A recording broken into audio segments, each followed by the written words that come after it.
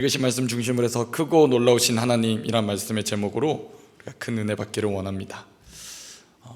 여러분은 어떻게 해서 예수님을 믿게 되셨습니까? 오늘 이 자리에 계신 여러분들이 예수님을 믿게 되고 또 우리의 믿음의 고백으로 주님에 대한 고백을 또 하게 되는데, 참 놀라운 건 뭐냐면 이 땅에 적어도 한 20억 명 정도가 예수를 믿는다고 한다면 그 20억 명이 예수를 믿게 된 것이 참 각자마다 다 다르다라는 것입니다. 그렇죠? 그러니까 각자가 주님을 만났는데 그 만난 어떤 방식들은, 또 그 사연들은, 그 간증들은 다 다르다라는 것입니다. 제 기억나는 게 제 대학교 2학년 때 함께 기숙사를 살았던 룸메이트가 있었습니다. 그 친구는 어떻게 해서 예수님을 만나게 되었는가라는 간증을 그 당시에 해줬는데, 택시를 타고 밤에 이렇게 이동하던 중에 큰 사고를 당했다고 합니다. 그래서 뉴스에 보도될 만한 당시에 큰 사건이었는데, 앞에 택시 운전자석까지 이게 반파가 되었다고 합니다. 큰 사고를 가났대요. 그래서 그 운전하신 택시 기사님도 건강이 이렇게 안 좋아지신 걸로 기사가 나왔는데, 신기한 건 뭐냐면 본인은 하나도 다치지 않았답니다. 정말 머리털 하나 상하지 않는 그 일을 경험하고 나서 자신은 정말 하나님 살아계시는구나 그때 깨닫게 되고 회개하게 되고 주님을 만나게 되었다고 합니다.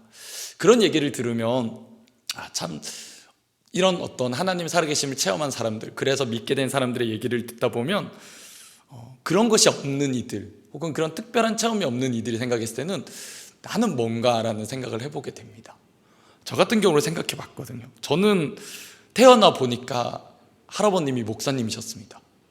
큰아버님이 목사님이셨고요, 당연히 아버님은 목사님이 아니셨는데 태어나 보니까 믿는 집에 태어났고, 보니까 제가 4대째 믿는 가문에 태어난 아들이었던 거죠. 그러니까 너는 어떻게 예수님 믿게 되었는데? 라고 얘기를 하는데 저는 그렇게 얘기했습니다. 믿어지게 되었다라는 거죠. 믿어지게 되었어. 너무 자연스러운 거고, 우리 집의 문화는 그냥 기독교 문화였고 난 그렇게 해서 예수님 믿게 되었어. 그러니까 그 친구랑 어떤 그런 체험, 간증을 얘기하다 보니까 느껴지는 게 난 그런 게 없는 게 이상한 건가? 난 뭐지? 라는 생각이 드는 겁니다. 그런데 여러분, 한번 질문 드려보겠습니다. 성경에 나타난 인물들 중에도 분량이 많은 사람은 하나님이 쓰신 사람이고 분량이 적으면 하나님이 안 쓰신 사람입니까? 그렇지 않죠. 사실 그렇지 않습니다. 창세기만 보더라도 참 의아한 건 뭐냐면 믿음의 조상 아브라함에 대한 이야기가 참 많이 나와요. 자, 많은 분량을 차지하고 있고요. 또 그의 손자가 되는 야곱의 이야기도 엄청 길게 등장합니다.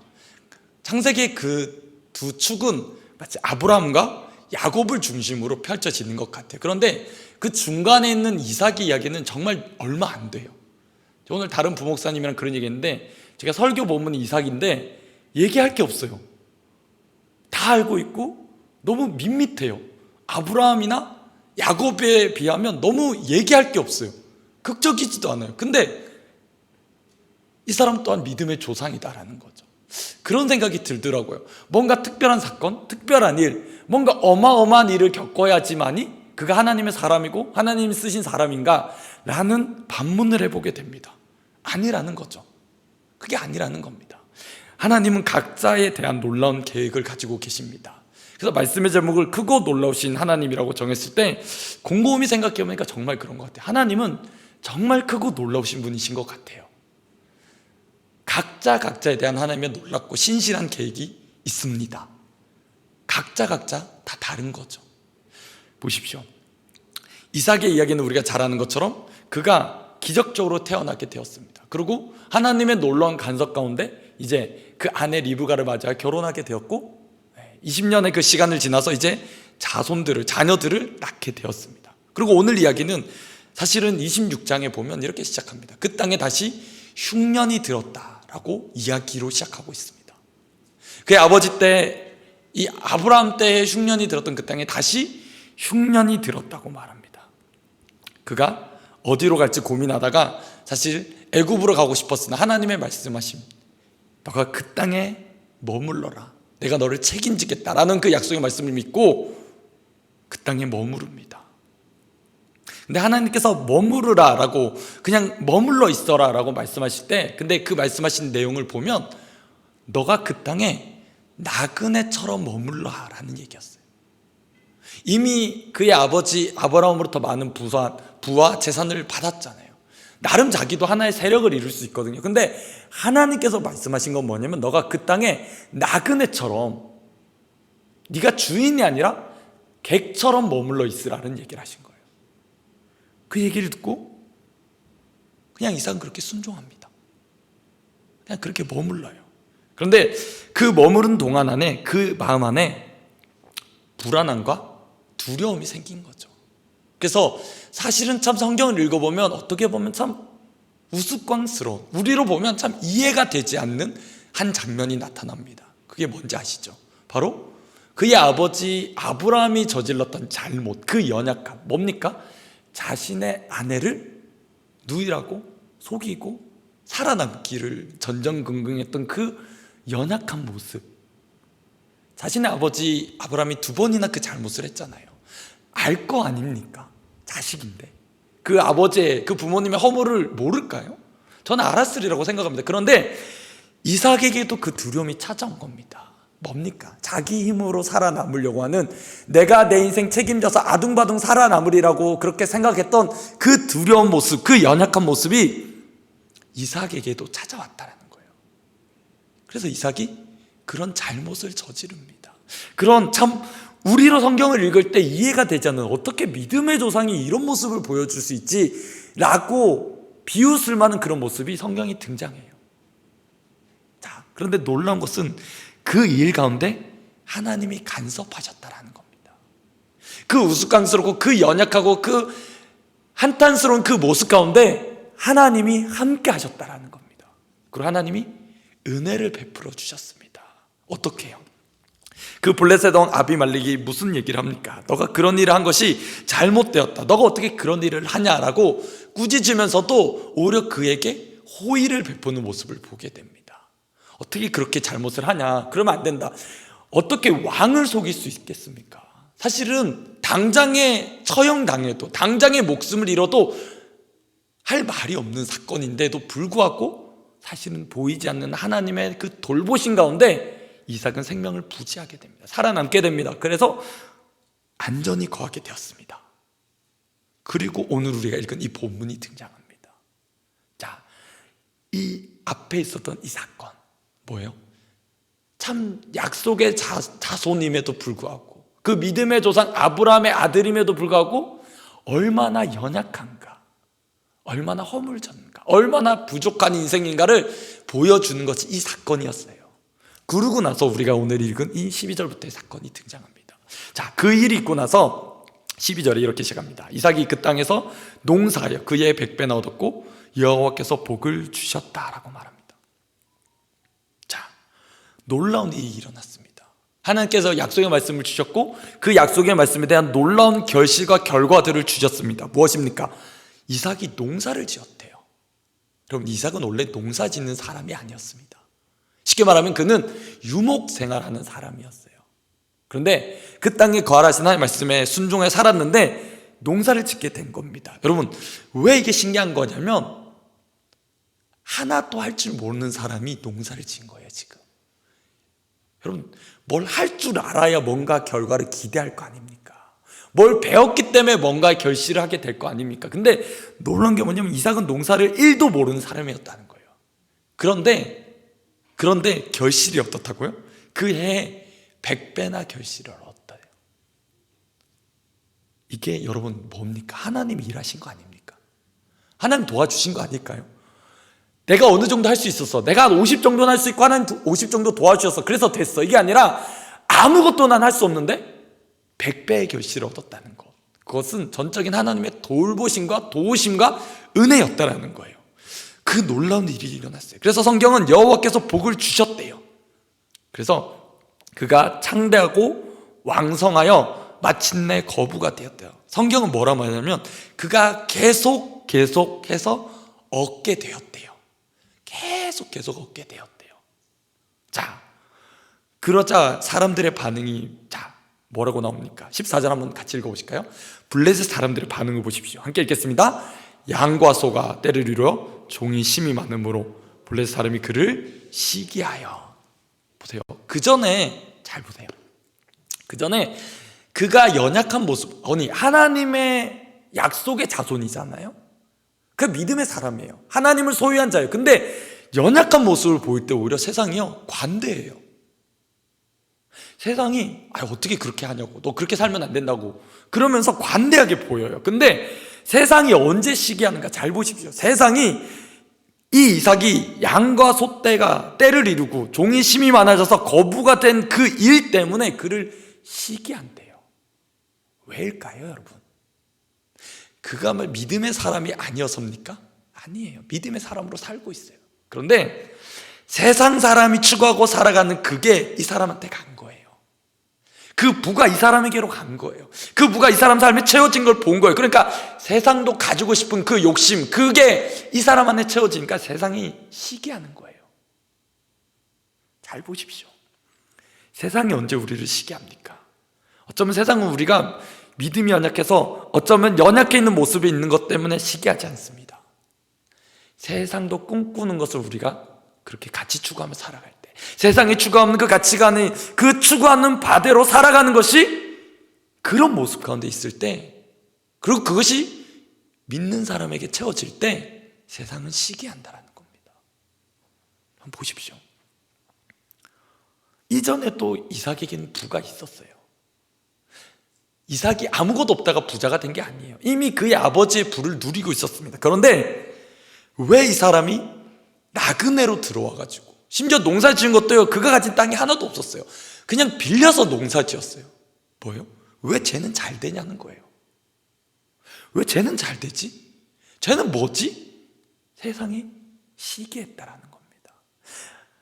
하나님 없는 그들이 그 하나님으로 인하여서, 그 하나님이 주신 부로 인해서 우리를 시기합니다. 근데 그럴 때 그 상황에 보여주는 이삭의 모습이 뭐냐라는 거예요. 여러분이 만약에 그런 상황이 처했다고 생각해 보십시오. 여러분 어떻게 반응하시겠습니까? 나도 이제 어느 정도 부가 쌓였으니까, 나도 어느 정도 세상 사람들이 시기할 만한 정도의 능력과 재력과 그 모든 것들을 갖췄으니까 여러분 대응하시겠습니까? 같이 싸우시겠습니까? 어떻게 하시겠냐라는 거예요. 어떻게 살아갈 거냐라는 겁니다.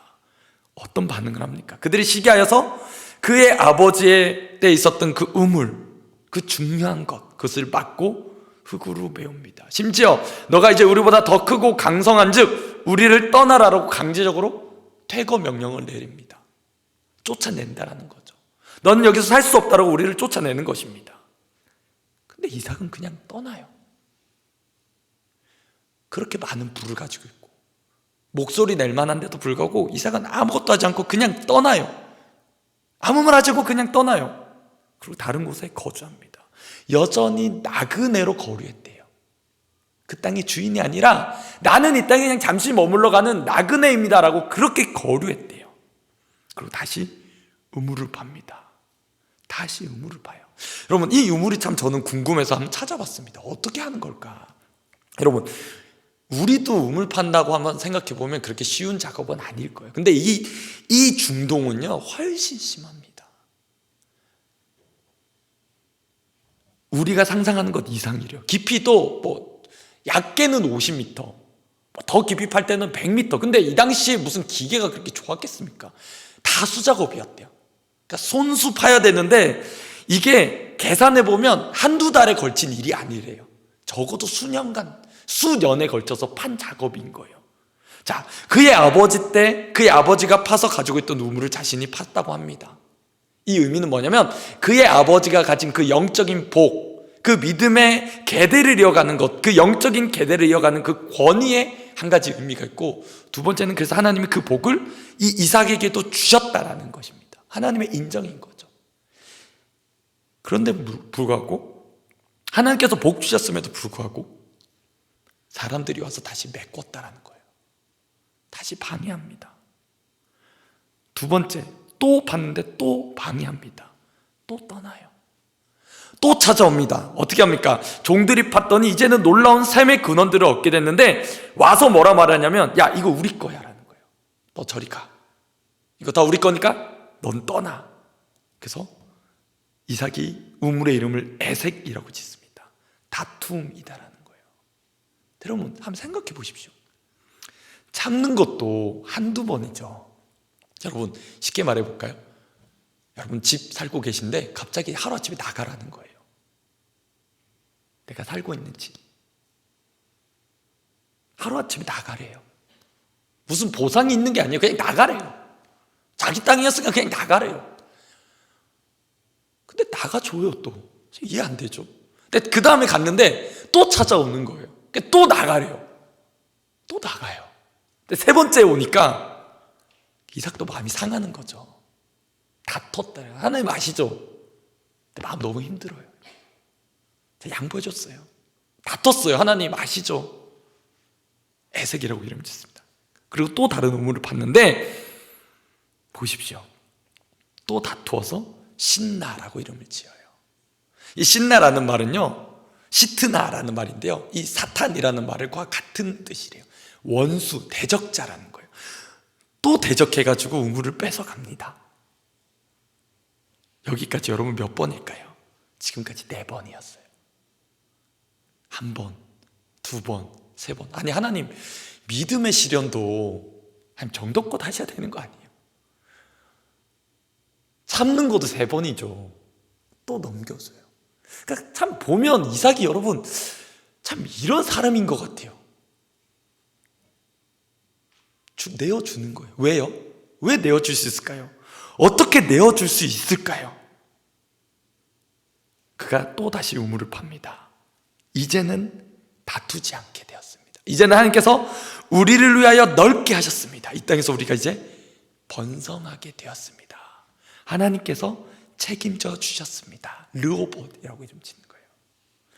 놀라운 일이 일어납니다. 무슨 일이 일어난지 아세요? 사람들이 찾아와요. 어떻게 해요? 아, 진짜 하나님이 너 인생 가운데 함께 하시는구나. 너 진짜 하나님의 사람이구나. 너 진짜 하나님 살아계신 거 경험한 사람이구나. 찾아온대요. 여전히요, 25절 보시면요, 여전히 이삭의 종들은 또 우물 팝니다. 성경에서 가장 우물 많이 판 사람은요, 이삭이에요. 6번째도 팝니다. 또 나옵니다. 그리고 이제 어떻게 하는지 아세요? 7번째, 너 우리랑 약속을 맺자 하래요. 무슨 얘기인지 아세요? 세상 사람들이 보니까 아, 쟤는 우리가 시기하고 질투해서 이길 수 있는 상대가 아니야. 우리가 빼앗는다고 우리가 차지할 수 있는 사람이 아니야. 너 진짜 하나님 사람이구나 라는 얘기인 거예요. 그래서 약속의 우물로 브엘세바가 나옵니다. 7번째까지 가요. 여러분 이 말씀 곰곰이 묵상해 보면서 그런 생각이 드는 겁니다. 참 이삭이란 인물이 어쩌면 참 예수 그리스도의 그 모습을 닮았다고 본다면 뭘까? 우리 주님이 빌라도 법정에 서셔가지고 여러분 능력이 없으세요? 권세가 없으세요? 하늘의 12영도 대드는 그 천군 천사를 동원해서 못 하실까요? 근데 아무 말 안 하세요. 아니 예수님이신데요. 십자가에 매달리는 그 예수님께 조롱해. 야 네가 내려와 봐라. 조롱합니다. 아니 못 내려오세요 예수님이? 근데 예수님 묵묵히 참으세요. 이삭의 이 모습 어떻게 보면 우리가 지금 이 시대를 살아가는 우리 입장에서 보면 참 멍청해 보여요. 그렇지 않나요? 아니 믿는 자가 손해보는 것도 한두 번이죠. 참으리니 3번이면 3번까지는 참아야죠. 근데 무슨 6번, 7번을 참아요. 근데 이 모습 안에 우리에게 보여주는 게 뭘까요? 예수 그리스도가 어떤 모습으로 오셨냐라는 거예요. 그리고 도전합니다. 너가 정말 예수 그리스도 믿고 따라가냐? 그럼 너 어떤 모습으로 살아갈래? 라고 도전 드립니다. 여러분 오늘 하루 이번 주 한 주 어떤 모습으로 살아가셨습니까? 어떤 모습에 불안해하셨고 두려워하셨고 어디에다가 마음의 안정감을 두셨고 어디에 그 믿음의 근거를 두셨습니까? 하나님이세요? 아니면 다른 것들이세요? 세상도 좋아하는 것, 세상도 추구하는 것, 세상도 가졌으면 좋겠는 것 같은 마음 뺏기면서 그렇게 아둥바둥 우리 살지 않았습니까? 질문해 보셨으면 좋겠습니다. 세상 사람들이 우리에게 여전히 우리의 것을 빼앗으려고 찾아옵니다. 그래요. 근데 우리가 여전히 내어줄 수 있는 게 이유가 무엇일까요? 바로 이것입니다. 우리 하나님은 참 크고 놀라우신 하나님이십니다. 믿으십니까? 우리 하나님이 그러신 것 같아요. 이삭이 앞에 이 사건 겪지 않았으면 저는 이렇게 결코 안 바뀌었을 것 같아요. 뭐예요? 정말 말도 안 되는 실수, 말도 안 되는 그 연약함, 말도 안 되는 그 인생의 한계를 경험한 그 이삭이 이제 알게 된 게 뭐냐면, 내가 내 인생 책임질 수 없구나, 내가 내 인생 끌어갈 수 없구나, 내가 내 인생 어떻게 할 수 없구나를 경험한 거예요. 그래서 깨닫는 게 뭘까요? 하나님밖에 없다라는 거예요. 하나님께 믿고 맡겨드린 것밖에 없구나라는 거예요. 하나님께 맡겨드리니까 뭔가 되는구나를 그가 이제 경험하게 된 거예요. 그래서 우물을 내주는 거예요. 여러분, 생명 아닙니까? 그 생명을 내어줄 수 있게 되는 겁니다. 말씀을 마무리하면서 제가 그림자를 묵상한 적이 있었습니다. 여러분, 햇볕이 비치면 그 물체를, 그 빛이 뚫고 나가지 못하기 때문에 그림자라는 게 생긴대요. 그림자가 늘 있어요. 그런데 곰곰이 묵상해봤어요. 언제쯤 되면 그 그림자가 가장 없어질까? 아예 어둠에 있던가? 아니면 가장 그 태양과 가까이 있을 때였습니다. 곰곰이 영적으로 묵상해봤어요. 내가 아예 어둠에 있으면 그림자가 있는지 없는지도 몰라요. 그냥 그렇게 사는 거예요. 다 그렇고 사는 거지. 세상 사람은 다 그렇게 사는 거지. 그렇게 똑같이 생각하고 살아요. 그런데 정말 빛 대신 하나님 앞에 내가 가까이 나가게 되니까 부족하고 허물있고 그렇게 그 그림자진 내 인생이지만 그것 알고 더 빛 가운데 더 나아가게 되니까, 하나님과 더 가까워지니까 정말 그림자가 사라지게 되는 거예요. 빛 앞에 서게 되니까, 가장 하나님께 가까이 가니까 그 어두움이, 그림자가 가리워지는 거죠. 여러분, 도전드립니다. 남은 한 주를 어떻게 사시겠습니까? 어떻게 살아가시겠습니까? 한 해 벌써 이제 11월 중반, 중순이 되었습니다. 여전히 어떻게 살아가시겠습니까? 도전드립니다. 이삭이 만난 이 크고 놀라우신 하나님을 저와 여러분도 만나실 간절히 소망합니다. 그 인생의 하나님, 나의 인생의 하나님, 나의 갈 길 다가도록 인도하신 그 우리 하나님, 그 우리 하나님을 여전히 믿고 신뢰하며 그 하나님께 믿고 맡겨드리는 저와 여러분 되었으면 좋겠습니다. 그 하나님이 여전히 살아계십니다. 그 하나님을 함께 우리가 같은 목소리로 찬양하며 나갔으면 좋겠습니다. 여러분, 하나님이 우리의 기업이십니다. 나의 영원하신 기업, 생명보다 귀하다. 나의 갈 길 다가도록 나와도 행하소서. 주께로